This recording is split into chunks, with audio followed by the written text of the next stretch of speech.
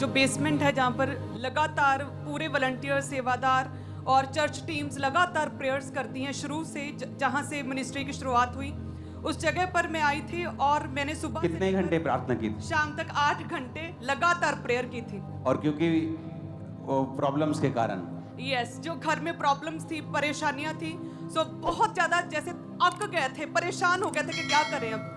तो तब फिर डिसाइड किया, जैसे प्रभु के दास लगातार प्रीच करते हैं कि आपको प्रार्थना में जाना होगा, प्रभु के आगे रखनी अपनी प्रेयर्स को।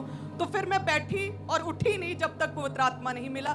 सुबह से लेकर शाम तक 8 घंटे हो चुके थे प्रेयर करते करते करते करते, और थर्सडे मीटिंग का टाइम आ गया था, शाम के 6 बज गए और मुझे अब उठना ही था, लेकिन मैं फिर भी बैठी रही लगातार 8 घंटे। और फिर एकदम से मेरे आगे रोशनी आई, पूरी ऐसे जैसे आसमान खुल गया होता है, पूरी वाइट रोशनी। और उस रोशनी के आर पार मैं बिल्कुल देख नहीं पा रही थी कि उस रोशनी के आगे कोई दीवार है, या कोई खड़ा है, या कोई फ्लावर पड़ा है, या कुछ पड़ा है। सिर्फ वाइट रोशनी मेरी आंखों के आगे थी, वो कुछ सेकंड्स के लिए, 1 मिनट के लिए। और मैं पूरी बॉडी मेरी शिवर करने लगी, मैं जंप करने लगी उसी समय, और पूरी रोशनी मेरे अंदर, वो स्वर्ग से जो सीधी रोशनी आ रही थी, मेरे अंदर समा गई। हालेलुया! ये एक हेवनली एक्सपीरियंस हुआ मेरे साथ, और सच में मैंने ये कभी सोचा नहीं था कि ऐसा कभी मेरे साथ होगा। जस्ट मैंने फॉलो किया प्रभु के दास के वर्ड्स। और ये एक, जैसे हर एक बंदा शुरू से संपूर्ण विश्वासी नहीं होता। ऐसा नहीं होता कि हम आसमान से चुन के यहाँ धरती पे आए हैं। मेरे स्ट्रगल रहे हैं 2004 में कि यार यीशु मसीह अकेला परमेश्वर कैसे हो सकता है। तो पास्टर से क्वेश्चन करने चले जाना कि ये अकेला परमेश्वर कैसे, वो भी तो परमेश्वर है, वो भी तो परमेश्वर है।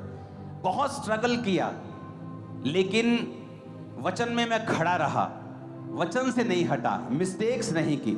इसको पवित्र आत्मा ने बुलाया भी प्रेशर से है, और पवित्र आत्मा मिला भी उसको अलग रीति से है।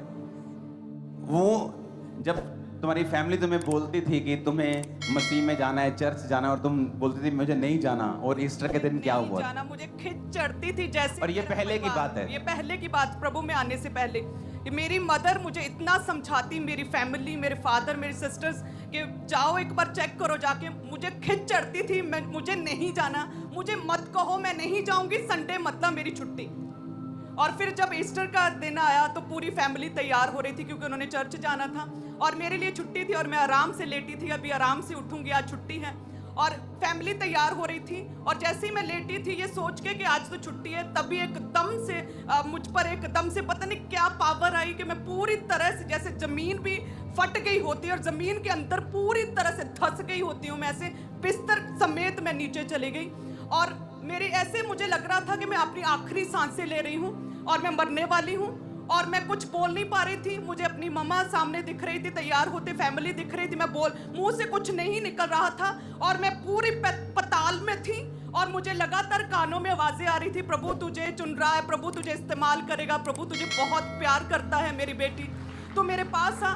तो लगातार कई सेकंड्स तक ऐसे चलता रहा, और मुझे ऐसे लग रहा, मुझे उस समय समझ नहीं आ रही थी, मुझे लग रहा था मैं मरने वाली हूँ। और जैसे फिर कुछ सेकंड्स के बाद मैं ऊपर आई, पूरी बॉडी, मेरी स्पिरिट जो ऊपर आई बिस्तर के ऊपर, और मैं एकदम से मेरी जुबान खुली, और सबसे पहले मम्मा चिल्लाती हुई भाग के अपनी मदर के पास गई।